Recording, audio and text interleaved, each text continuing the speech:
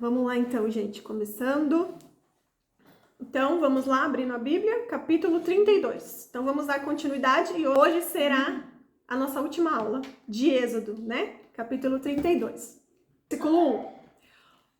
O povo, ao ver que Moisés demorava a descer do monte, então vamos lembrar? No último capítulo, a gente viu que Moisés, então, ele estava lá em cima no monte conversando com Deus e Deus ali estava passando as instruções para ele sobre o tabernáculo, sobre os 10 mandamentos, sobre as leis, sobre os estatutos e tudo mais. Então aqui no versículo 1 está falando isso. O povo, ao ver que Moisés demorava a descer do monte, juntou-se ao redor de Arão e lhe disse: faça para nós deuses que nos conduzam. Pois a esse Moisés, o homem que nos tirou do Egito, não sabemos o que lhe aconteceu. Ou seja, Moisés subiu, né? Tava lá bastante tempo. Lembra, ele ficou 40 dias e 40 noites. E o povo tava lá embaixo sem entender, sem saber por que Moisés estava demorando tanto. Aqui vale tempo ressaltar que o tempo de Deus é diferente do nosso. Para eles, para o nosso, já estavam passando 40 dias e 40 noites. Mas para Deus, não. O tempo de Deus é diferente. A gente que é apressado, quer tudo para hoje, né? Mas o tempo de Deus é diferente. A presença dele é tão maravilhosa que o tempo passa e Moisés ele nem se deu conta, né, que tinha passado aqueles dias. Aí no versículo 2, respondeu-lhes Arão: tirem os brincos de ouro de suas mulheres, de seus filhos e de suas filhas e tragam a mim. E todos tiraram os brincos de ouro e os levaram a Arão. Ele os recebeu e os fundiu, transformando tudo no ídolo, que modelou com uma ferramenta própria, dando-lhe a forma de um bezerro. Então disseram: eis aí os seus deuses, ó Israel, que tiraram vocês do Egito. Olha só, aderindo que o bezerro de ouro que tirou eles do Egito. Olha só a mentalidade do povo. Versículo 5. Vendo isso, Arão edificou um altar diante do bezerro e anunciou: amanhã haverá uma festa dedicada ao Senhor. Olha só, eles fizeram um ídolo de ouro, porque Moisés estava demorando muito, né? Então eles estavam ansiosos, eles queriam alguma coisa para eles visualizarem, né? Alguma coisa que eles pudessem ver, porque a fé deles não era suficiente crer, eles queriam ver. Então eles fizeram esse bezerro de ouro, né? O Arão pediu para que pegasse ali com todo mundo os brincos, os objetos de ouro que tinha, os adornos, porque eles iam fazer aquele bezerro de ouro. Versículo 6. Na manhã seguinte, ofereceram holocaustos e sacrifícios de comunhão. O povo se assentou para comer e beber e levantou-se para se entregar à farra. Gente, é demais, né? Olha só, eles fizeram tudo aquilo e ainda entra essa palavra, farra. O que está associado à farra? Está associado o quê? Imoralidade, promiscuidade, é uma festa pecaminosa e está associado com o quê? Com bebida alcoólica, né? Vamos lembrar aqui, em tudo que a gente já leu e estudou até agora. Na Bíblia, a bebida alcoólica, ela tá associada ao quê? Sempre que a gente viu até agora, quando cita bebida alcoólica, tá associada à calamidade. Sempre teve alguma coisa que deu ruim. Ó, quantas vezes que a gente já viu até agora, que a gente aprendeu até agora? A gente aprendeu lá em Noé, né? Então, Noé, ele ficou bêbado, lembra? Ele se embebedou com vinho. O filho dele, vendo aquilo, viu que o pai dele estava nu, porque ele se embebedou, acabou ficando nu, porque quando tá bêbado você perde a noção do que você tá fazendo, você perde o discernimento, né? E aí o filho desonrou e ele amaldiçoou o neto, não foi nem o filho, porque foi o Cã que viu e desonrou, e ele amaldiçoou Canaã, lembra? Que era o neto dele, era o filho de Cã, que deu origem aos cananeus. Quem são os cananeus? São aquele povo que está lá na Terra Prometida. Na Terra Prometida, deu origem a um dos povos que são inimigos de Israel. Olha só o que acontece. E depois, quando a gente vê de novo a situação de bebida alcoólica, a gente vê lá em Ló, lembra? Ló, a mulher dele desobedeceu, olhou para trás, virou estátua de sal. E ele e as filhas prosseguiram. E por causa que as filhas embebedaram Ló, ele teve relação sexual com as suas próprias filhas, né? E que também ali deram origem a outros povos que também são inimigos da nação de Israel. Então aqui a gente começa a observar, né? Que tudo que está relacionado aqui à bebida alcoólica não traz bons resultados, muito pelo contrário, tudo leva à calamidade. E o álcool, gente, ele é o quê? Ele é um gatilho para o crime, né? Através do álcool ocorre o quê? Estupro, violência doméstica, outros tipos de violência. 70% dos acidentes na rodovia, eles são gerados por causa do álcool. Vidas são ceifadas por causa do álcool. Famílias são destruídas por causa do álcool. A gente pode observar que sempre quando a gente está em algum local que tem álcool, você sente paz naquele local? Você sente a presença de Deus naquele local? Né? É só a gente começar a estudar a Bíblia, a começar a entender, a deixar que o Espírito Santo nos convença, a deixar que ele nos mostre, né, o que tal coisa remete a quê. E aí ninguém vai precisar falar nada pra gente, é a gente que vai sentir, o Espírito Santo que vai convencer e vai mostrar. E ali aquilo começa a incomodar a gente e a gente começa a ser transformado mesmo, de dentro pra fora. Sem que ninguém tenha que falar nada. É o Espírito Santo que começa a incomodar, abrir a nossa mente, mudar a nossa mentalidade e a gente começa a perceber isso, né? Por exemplo, falando em bebida, eu lembro muito do meu pai. O meu pai ele já faleceu já faz uns 10 anos. Mas o meu pai ele gostava muito de bebida, de uísque, de cerveja. E ele sempre estava muito relacionado a amigos, churrasco e bebida. E eu mesmo pequena, naquele meio, eu observava e via que não era bom aquilo, sabe? As conversas que eles tinham depois que eles já estavam embriagados, às vezes gerava briga. Eu via que aquele ambiente é algo espiritual mesmo. Naquela época de criança, mesmo sem eu ter discernimento espiritual, porque eu não tinha. Mesmo sem eu ter lido, estudado a Bíblia, porque naquela época eu não tinha interesse, eu não tinha lido nada, eu não sabia de nada. Mas eu sentia aquela opressão e eu sentia que aquilo não era bom. E eu, por exemplo, eu nunca fui de beber. Mesmo na minha adolescência, eu nunca tive episódios de ficar bêbada. Minha mãe, ela tá aqui, ela pode confirmar. Eu nunca cheguei em casa bêbada, eu nunca fui de bebida, eu nunca gostei. Mas a única bebida que, às vezes, eu me agradava de tomar era vinho. Né? Era vinho que eu tomava esporadicamente. Eu não tomava muito, né, de ficar bêbada ou de tomar de exagerar, nunca. Eu tomava para apreciar mesmo, por causa do cheiro da uva, eu gosto de uva. Né, para dar uma relaxada por aquele momento. Mas daí depois de estudar a Bíblia, sabe, de ouvir tanto sobre a palavra de Deus, de começar a entender algumas coisas, o Espírito Santo foi começando a me incomodar.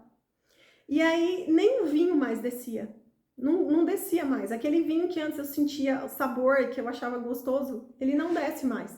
Sabe, quando você toma e aquilo, você começa a sentir ranço? Aí eu comecei a entender, eu falo, não, né, não é porque eu vou falar, eu bebo esporadicamente, né, eu não fico bêbada, mas eu não sentia mais prazer naquilo.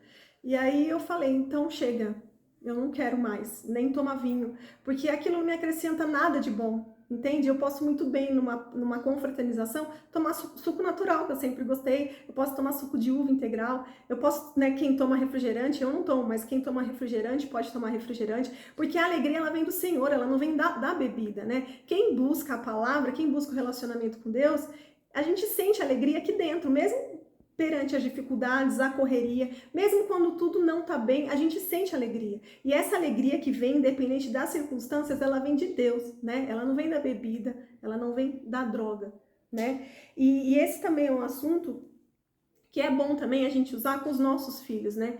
Porque o importante é o quê? A gente ensinar os nossos filhos no caminho que ele deve andar. E não filho, você vai por aquele caminho, mas eu posso fazer o que eu quiser e você vai por aquele. Não é assim que ensina os filhos. A gente deve ensinar os nossos filhos no caminho. É indo no caminho para que os filhos vão com a gente, né? Porque depois, quando a gente morrer, for lá pro céu, Deus vai cobrar a gente. Ele vai perguntar, né? Os filhos, eles são herança do Senhor. E os nossos filhos, eles são missão aqui na terra. E Deus vai perguntar pra gente, o que você fez com a herança que eu lhe dei, que são os filhos? Né? Ele não vai perguntar pra gente o quanto que a gente deixou na conta bancária, o quanto que a gente tem de pares de sapato, quantas casas que a gente conseguiu comprar. Deus não vai perguntar isso. Ele vai perguntar o que nós fizemos com a herança que Ele nos deu, né? Então, é importante a gente tomar cuidado com o que a gente faz, com o que a gente fala, porque nós somos exemplos para os nossos filhos. Então, isso a gente faz suavemente, sem culpa nenhuma, sem pressão nenhuma, quando a gente começa a ficar sensível e ouvir o Espírito Santo, né? Muitas das vezes a gente vai ter que abrir mão de algumas vontades, né? Que às vezes é prazerosa por aquele momento e a gente não quer abrir mão. Mas se você quiser mais de Deus, se você quiser intimidade com Deus, se você quiser sentir a Shekinah de Deus, você vai ter que começar a abrir mão. E o Espírito Santo, ele vai tirando essas vontades e vai te limpando. Isso que é o limpar, isso que é o purificar, isso que é transformar você de dentro para fora, não é? E eu falo isso não como para dizer, ó, eu não tomo mais vinho, então eu tô dizendo aqui que ninguém tem que tomar. Não é isso. Eu tô dizendo a minha experiência com Deus. Eu tô dizendo o meu processo de santificação com Deus. Porque isso é individual, isso é de cada um. A salvação é individual, entende? Então a gente aqui só proclama a palavra. A gente lê junto e a gente estuda juntos a palavra. Mas eu não sou juíza, eu não determino nada e eu nem tenho que dizer o que fulano ou o que ciclano tem que fazer. O que eu passo aqui são as minhas experiências. E que é tudo baseado na palavra. É a palavra que, conforme eu vou lendo, estudando, ela vai me libertando e o Espírito Santo vai me convencendo. E essa farra também que eles se referem aqui, lembra também o quê? O carnaval, né? Como se fosse um carnaval que tem hoje. Porque no carnaval tem o quê? É tudo isso que eu falei aqui, né? Promiscuidade, bebida alcoólica. E no carnaval, alguém sente paz nas festas de carnaval? Alguém sente a presença de Deus? Não, muito pelo contrário, né? O que eles fazem é zombar de Deus, como muitas das vezes a gente viu as escolas de samba ainda zombando, né? Fazendo zombaria, temor nenhum eles têm. Eles não têm temor porque eles padecem por falta de conhecimento, porque a partir do momento que se eles lerem a Bíblia, se eles tiverem conhecimento, eles com certeza vão se arrepender. Porque a ira de Deus ninguém suporta, não. E outra coisa que é importante também a gente falar aqui. Lembra que nos 10 mandamentos tem lá, honrar pai e mãe. Ok. Mas se seu pai e sua mãe, eles lhe pedirem para você fazer alguma coisa que infrinja as leis de Deus, aí você tem que fazer? Não, você não precisa fazer. Porque você tem que honrar pai e mãe. Honrar pai e mãe não é dizer sim quando seu pai pede, por exemplo, para você roubar alguma coisa. Ah, filho, vai lá e pega aquilo ali. E aí você sente que tá alguma coisa errada, você fala, não, mas eu não posso. Pode sim, vai lá que você tem que me obedecer. Não, você pode dizer não. Porque se aquilo que a pessoa pede para você fazer é errado perante Deus, você deve obediência em primeiro lugar a Deus. Você tem que honrar o seu pai e sua mãe, mas você não precisa obedecê-los se o que eles estão te pedindo vai contra a lei de Deus. É que a maioria aqui de nós estamos em um lar estruturado, né? A gente tem discernimento, a gente tem noção. Mas eu tô falando isso por quê? Porque eu tô gravando um vídeo. Muitas pessoas podem assistir, né? E essas pessoas, às vezes, podem ver os seus próprios pais no caminho errado, incentivando eles a fazerem coisas erradas, né? E aí que fica. Você que é jovem, você que é criança, você tem discernimento, seu pai e sua mãe tá pedindo para você fazer algo que é contra a lei de Deus, você pode sim dizer não e ser temente, obediente a Deus. Ó, a gente continuando aqui. Então, ainda no capítulo 32, versículo 7. Então, o Senhor disse a Moisés, desça, porque o seu povo, que você tirou do Egito, corrompeu-se. Muito depressa se desviaram daquilo que lhes ordenei e fizeram um ídolo em forma de bezerro. Curvaram-se diante dele, ofereceram-lhe sacrifícios e disseram, eis aí, ó rei, ó Israel, os seus deuses que tiraram vocês do Egito. Ainda repete isso, como é que pode, né? Agora dizer pro bezerro de ouro, né? Que foi ele ali que tirou eles do Egito. Disse o Senhor a Moisés, tenho visto que este povo é um povo obstinado. Aí eu coloquei a palavra aqui, obstinado. O que é obstinado? Uma pessoa obstinada é uma pessoa que insiste, que tem objetivos claros e que não desiste de alcançar esses objetivos. Ser obstinado é se agarrar firmemente a uma ideia, mesmo que esta esteja errada. Aí em algumas bíblias, em vez de obstinado, está escrito povo de dura cerviz. O que é? É a mesma coisa. Cabeça dura ou teimosia. Era uma maneira de descrever pessoas que eram obstinadas, que se recusavam a seguir os mandamentos de Deus e que resistiam à orientação divina, aquelas pessoas que resistem ao Espírito Santo, entende? Elas estão sentindo, mas elas empurram, elas resistem ao Espírito Santo.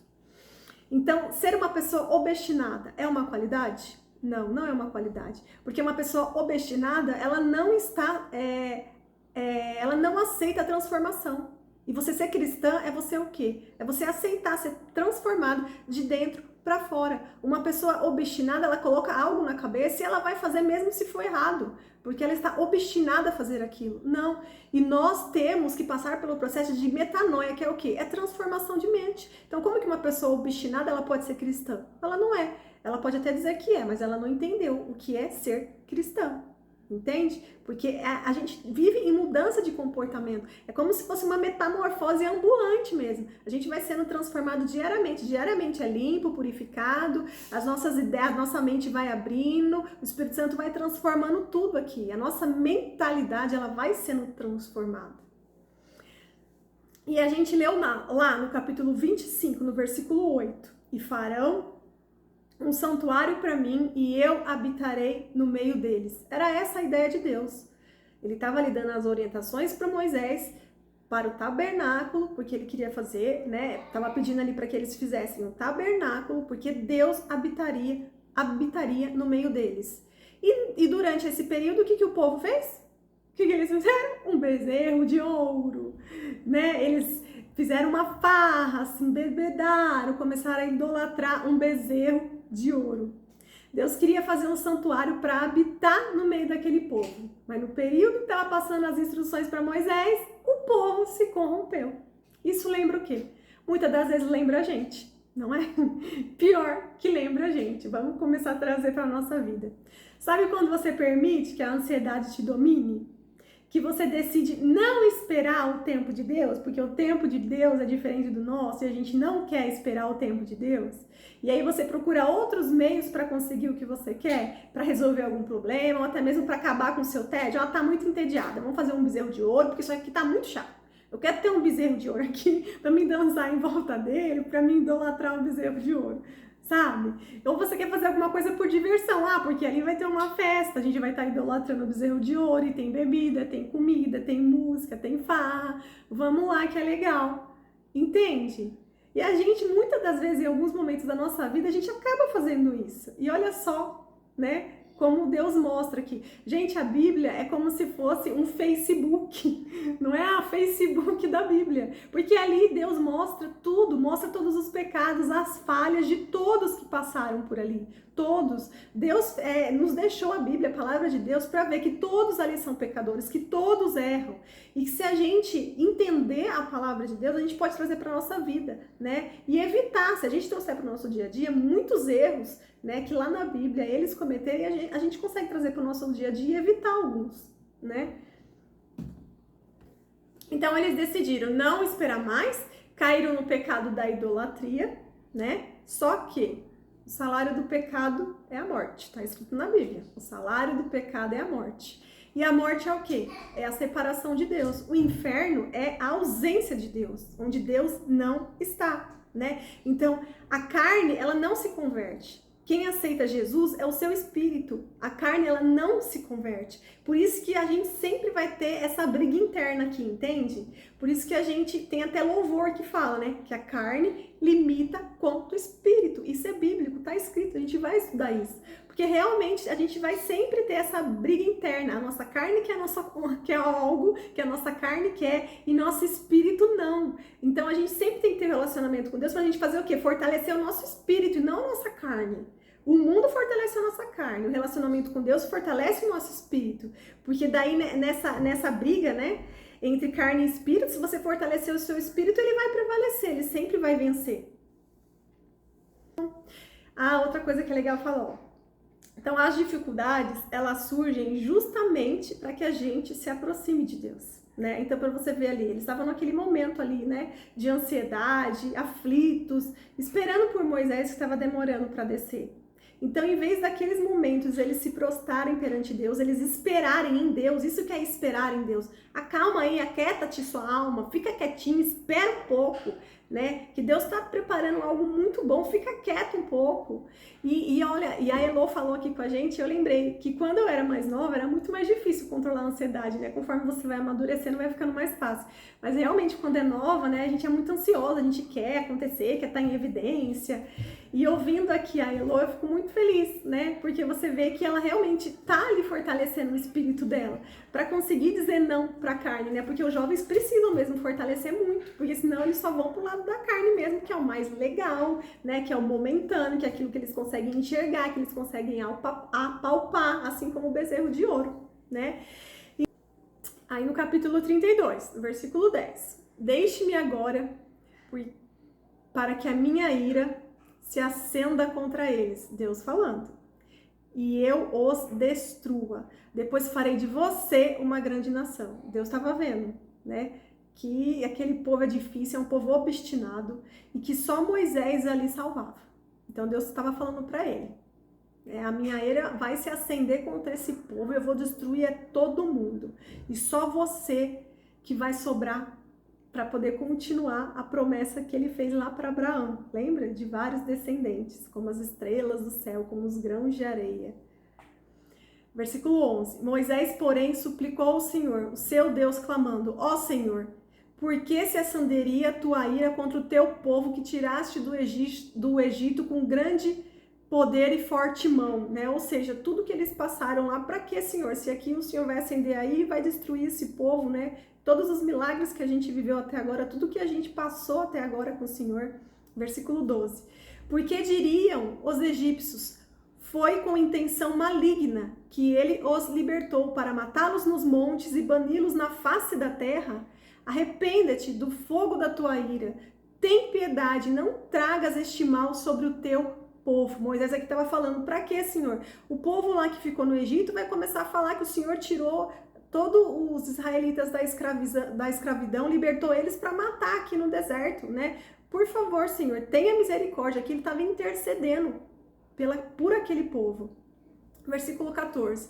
E sucedeu que o Senhor arrependeu-se do mal que ameaçara trazer sobre o povo. Olha aí, gente, o poder da intercessão. Aqui a gente vê que em cada lar tem que pelo menos uma pessoa se levantar para interceder pela sua família, né?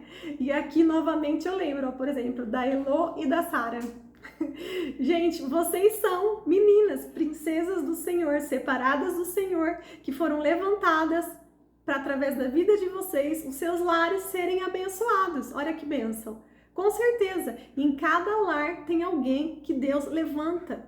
Tem alguém ali que Deus levanta, que tem um relacionamento com Deus, alguém que intercede por todos da família. Tem que ter alguém ali que interceda.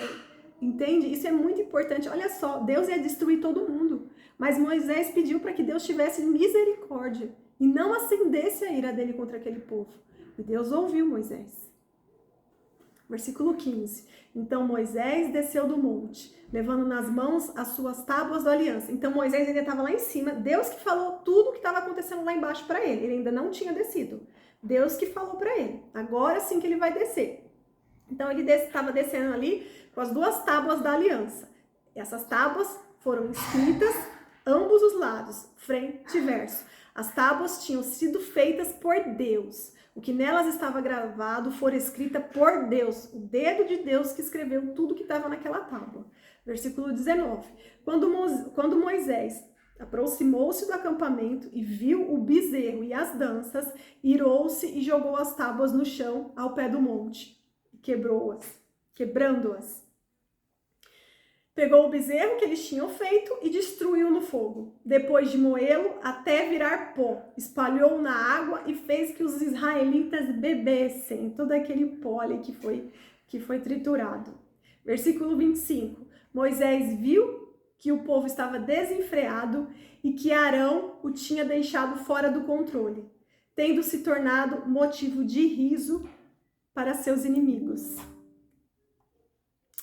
Então vamos aqui agora pensar um pouquinho Arão. Moisés subiu e deixou Arão na liderança ali com os israelitas, certo? E aí ele não aguentou a pressão, né? Ele não aguentou a pressão, o pessoal começou a pressionar ele e ele quis resolver logo aquilo. Tragam aí os objetos que vocês têm e vamos derreter e vamos fazer um besouro de ouro aqui para a gente poder idolatrar. Então, o líder, a gente tem que focar que o líder, ele tem que ser obediente a Deus, né? Mesmo que essa obediência desagrade as pessoas, né? Mesmo se isso fizer com que as pessoas não te achem mais legal, mesmo se isso fizer com que as pessoas se afastem de você, mesmo se isso fizer com que as pessoas falem mal de você. E daí, o que importa? É você agradar a Deus ou as pessoas?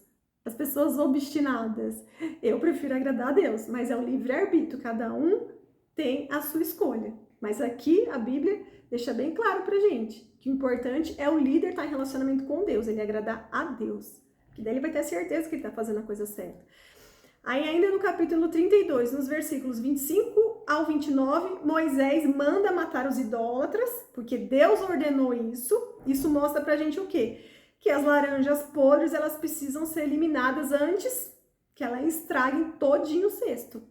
Certo? Às vezes é necessário, você tem que retirar algumas laranjas podres, porque senão a podridão vai prevalecer naquele ambiente. Às vezes é necessário. Isso a gente leva também para a liderança. Se a liderança vê que uma ou outra pessoa, ela está muito obstinada, ela não quer ser transformada, ela não quer mudar de ideia, tem que ser do jeito dela, opa, infelizmente não dá. Vai ter que ser retirada aqui para não contaminar todas as outras laranjas.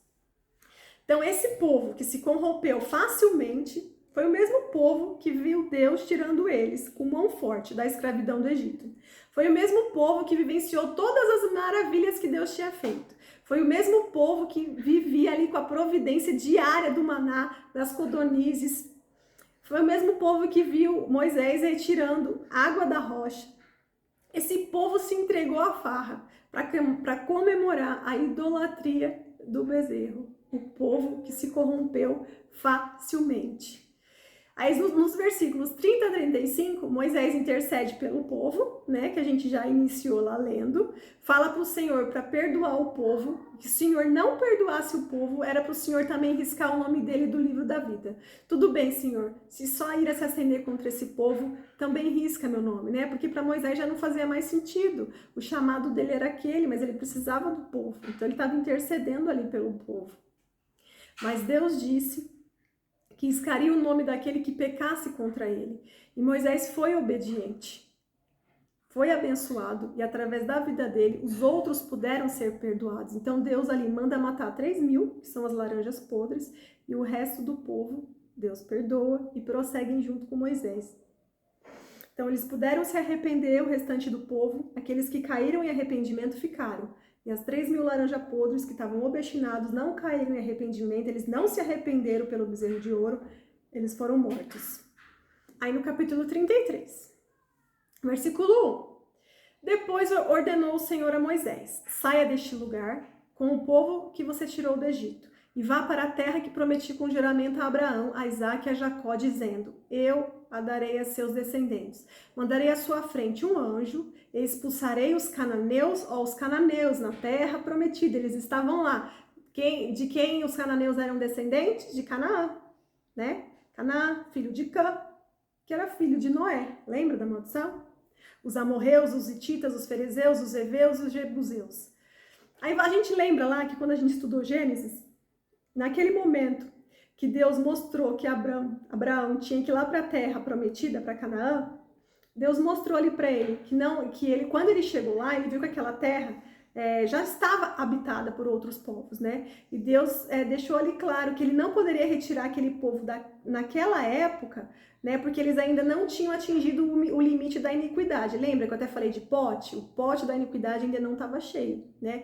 E Deus, ele respeita os princípios que ele estabelece. Ele só ia retirar aquele povo dali quando eles tivessem ultrapassado o limite da iniquidade, né? Então Deus, ele faz nascer pessoas para cumprir propósito, né? Então você não tem um propósito porque você nasceu, e sim você nasceu porque você já tem um propósito. Lembra? Deus te conhece antes que você estivesse no ventre da sua mãe. Então você vem a esse mundo com um propósito, entende? Cada um tem um propósito aqui nesse mundo.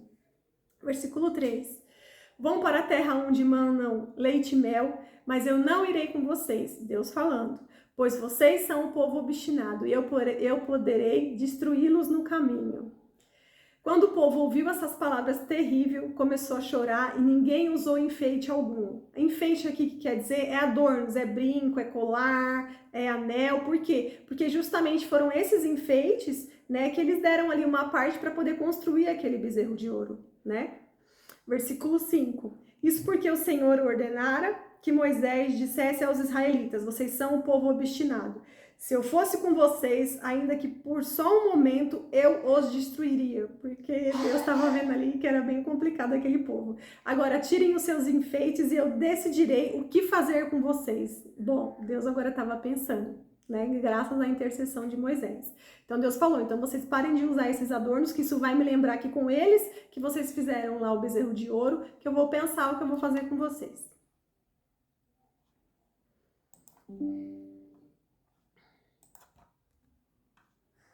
Capítulo 33, versículo 6. Por isso, do Monte Horebe em diante, os israelitas não usaram mais nenhum enfeite. Moisés costumava montar uma tenda do lado de fora do acampamento e ela chamava de tenda do encontro. Quem quisesse consultar a Deus ia à tenda fora do acampamento. Sempre que Moisés ia até lá, todo o povo se levantava e ficava de pé à entrada de sua tenda, observando até que ele entrasse à tenda.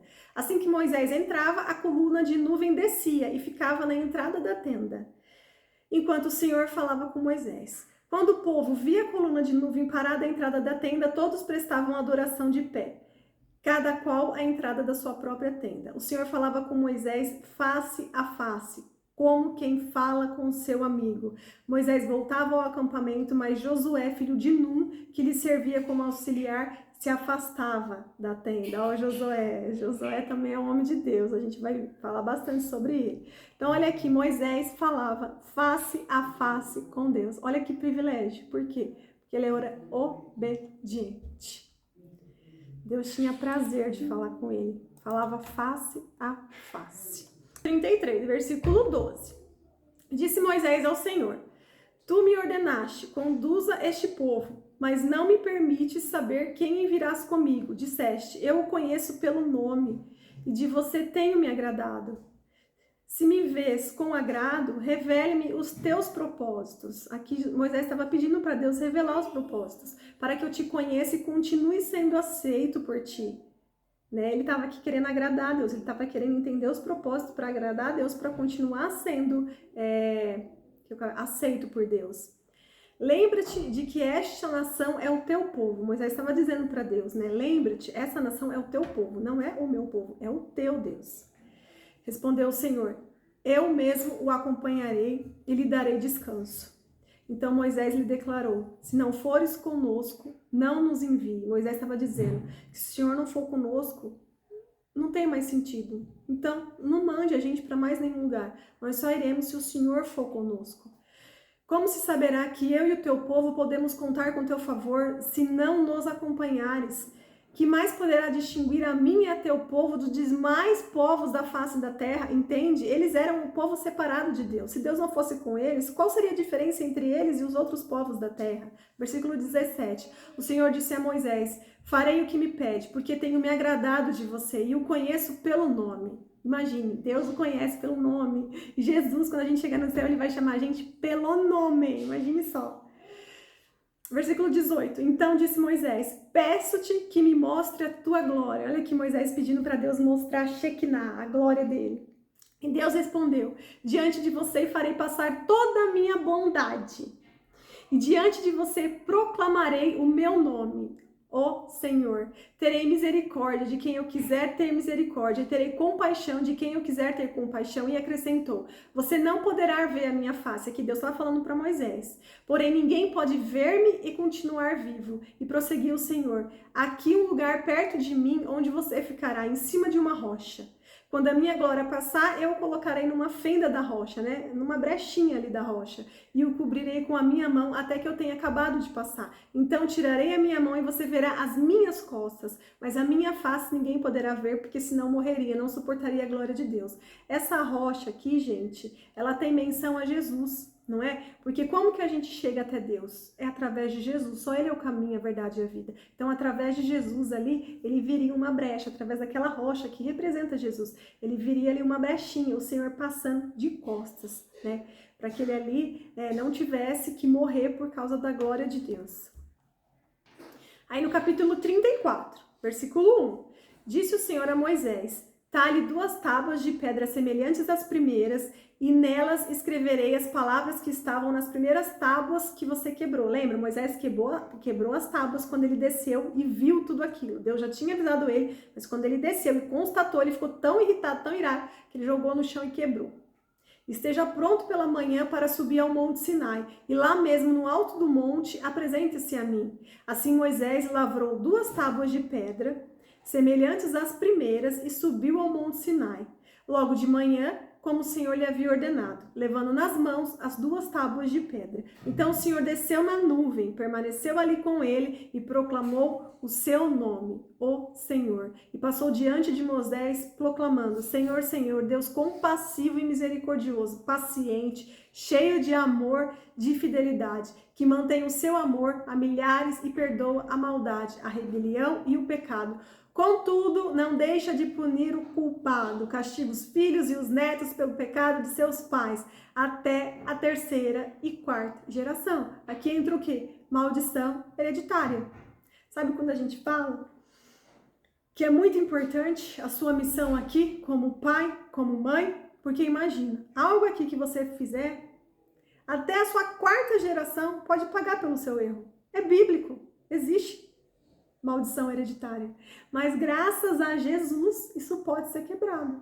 Se a gente se arrepender, se a gente se prostrar a Jesus, entende? Mas existe sim. Então a gente tem que ter muito zelo, a gente tem que ter muito temor a Deus e tomar cuidado com o que a gente faz. Porque os nossos filhos, os nossos netos, os nossos bisnetos podem ser amaldiçoados por causa da nossa desobediência, por causa do nosso pecado, por causa da nossa obstinação, por causa da nossa falta de arrependimento. Por isso que é tão importante, né, a gente se arrepender, permitir que o Espírito Santo convença a gente do pecado. Porque a gente fala, ai não, isso não é justo. Quem é você para dizer o que é justo ou não? É Deus que diz, gente. Não adianta a gente ficar brigando com Deus, não adianta. Não tem como. A gente tem que aprender a palavra e permitir que ele abra o nosso entendimento, entende? Mas graças ao sacrifício de Jesus, é só a gente se prostrar, pedir perdão pelos pecados, entende? Deus vai perdoar. Se arrependa do pecado, faça o que é certo, tenha temor a Deus. Ele perdoa. É claro que muitas das vezes, até mesmo essas maldições hereditárias, elas trazem consequências, né? Trazem consequências. Deus perdoa o nosso pecado, mas a gente vai ter que arcar com as consequências, não tem jeito. Mas o mais importante é a salvação, é a eternidade, e Deus perdoa. E Ele se agrada da nossa obediência. Ainda capítulo 34, versículo 28. Moisés ficou ali com o Senhor 40 dias e 40 noites. Então lembra, a primeira vez ele já tinha ficado 40 dias e 40 noites. Agora ele ficou mais 40 dias e mais 40 noites. 80 dias no total. Mas teve intervalo, né? Ele desceu e depois subiu de novo. Aí durante esses 40 dias ele ficou sem comer pão, sem beber água. E escreveu nas tábuas as palavras da aliança, os 10 mandamentos. Ao descer do Monte Sinai com as 2 tábuas da aliança nas mãos, Moisés não sabia que o seu rosto resplandecia por ter conversado com o Senhor. Quando Arão e todos os israelitas viram Moisés com o rosto resplandecente, tiveram medo de se aproximar-se dele. Então imagina, Moisés ficou tanto tempo com Deus que o rosto dele resplandecia. E aí quando os israelitas que estavam lá embaixo, né, se depararam com Moisés, eles ficaram com medo, ficaram assustados, falaram, meu Deus, o que aconteceu com Moisés? Isso que agora ele tá brilhando, né? Ele tá resplandecendo, né? Mas era a glória de Deus que resplandecia ali por Moisés ter ficado tanto na presença de Deus, né? E Deus, ele é presente em todos os lugares, né? Ele tá em todos os lugares, ele sabe de tudo. Mas essa presença aqui é da glória, né? É da Shekinah, é aquela presença que você encontra no relacionamento mesmo, é na intimidade com Deus. E era isso que Moisés tinha com Deus. Aí depois, no capítulo Deixa eu ver, eu falei do 34, certo? No capítulo 35, aí fala novamente sobre o sábado, né? Aí Deus está enfatizando o dia do descanso para Moisés. Aí durante todo esse capítulo 35, fala sobre o sábado, sobre o dia do descanso. E aí depois no capítulo 36, vai falar sobre os dons. Olha lá no versículo 1. Assim trabalharam Bezalel e Aholiabe, e todo homem sábio de coração, a quem o Senhor dera sabedoria e inteligência para saber como haviam de fazer toda a obra para o serviço do santuário, conforme a tudo que o Senhor tinha ordenado. Então Moisés chamou a Bezalel e a Aholiabe, e todo homem sábio de coração, em cujo coração o Senhor tinha dado sabedoria, a todo aquele a quem o seu coração moveu a chegar à obra para fazê-la. Ou seja, aqui está mostrando que Deus ele está distribuindo dons e talentos para que aquelas pessoas consigam construir o tabernáculo. E aqui está destacando, né, esse nome. Então Deus ali, ele deu dons e sabedorias, né? E aí eles começaram a ter habilidades para poder fazer essa construção, porque imagina, ele tinha que construir tudo do nada, eles estavam no deserto, né? Eram tudo ali com que eles tinham trazido do Egito, né? E nenhum ali era arquiteto, nenhum ali era construtor, né? Eles trabalhavam lá na escravidão do Egito com isso, né? Mas eles faziam o que pediam para eles fazer, eles carregavam tijolos, faziam tijolos, esse serviço bem pesado, né? Eles não participavam ali de saber como é que construía e tudo mais. Então Deus aqui deu este dom, né? Ele capacitou para que esse líder aqui conseguisse conduzir, né, as outras pessoas para poder construir o tabernáculo. E assim também a gente traz para a nossa vida. Muitas das vezes a gente tem medo, né, de cumprir o propósito de Deus, porque a gente acha que não sabe. Não, mas eu não tenho esse talento.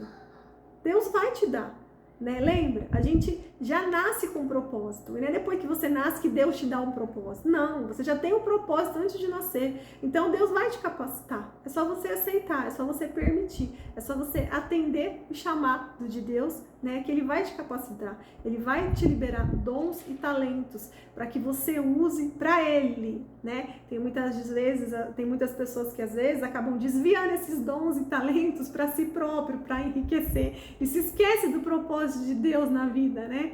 Mas a gente sabe que daí dá ruim.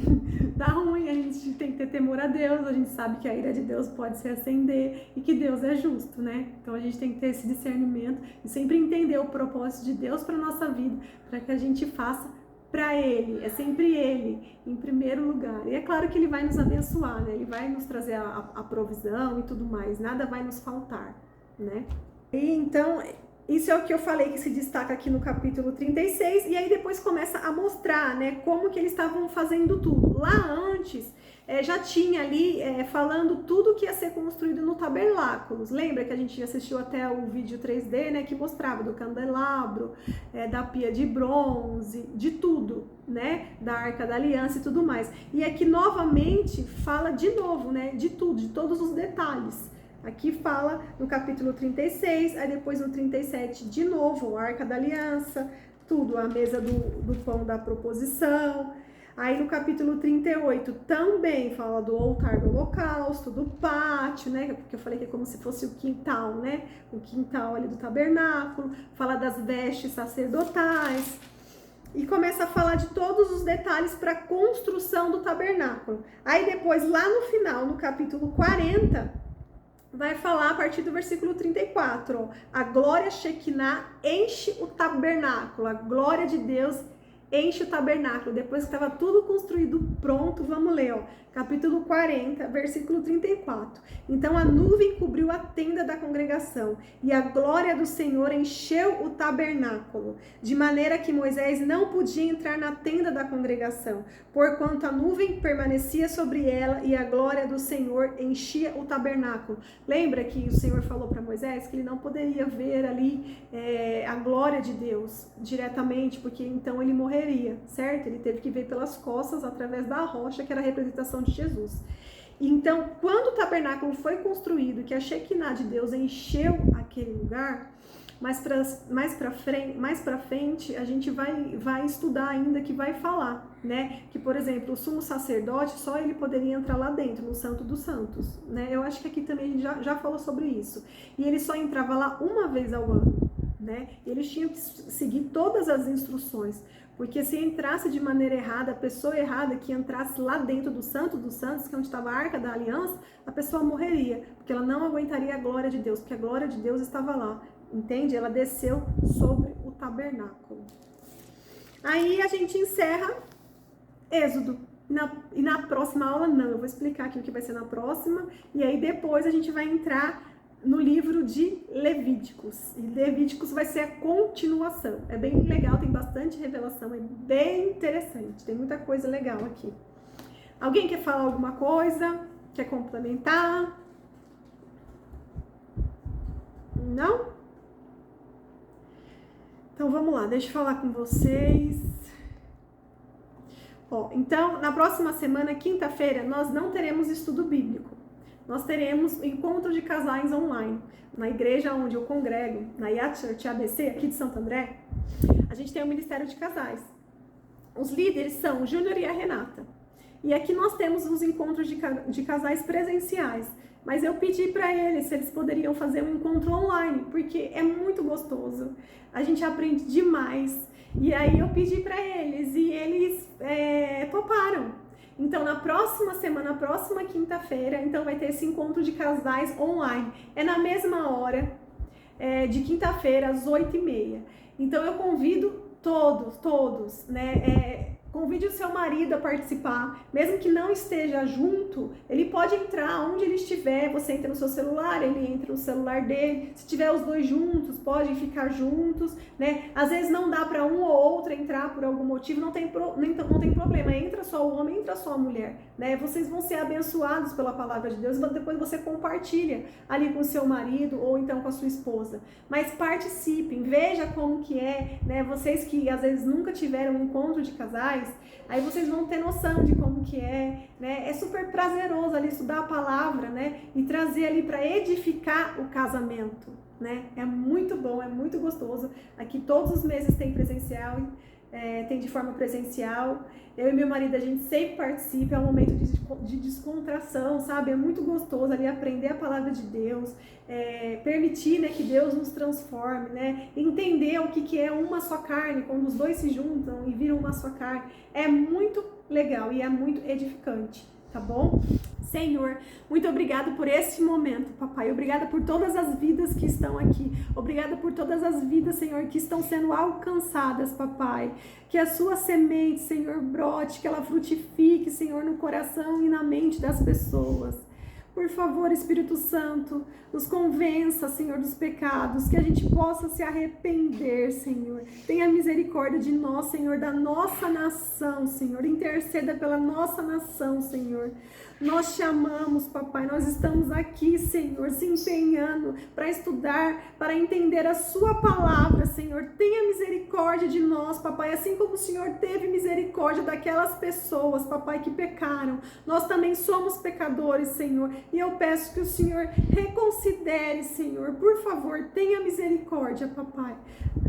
Nos dê discernimento, ilumine o nosso entendimento, papai. Nos ajude, Senhor, porque sozinha nós não conseguiríamos. Muito obrigada, Senhor. Em nome de Jesus, amém. Obrigada, gente. Muito obrigada. E até semana que vem no Encontro de Casais. Eu conto com a presença de vocês.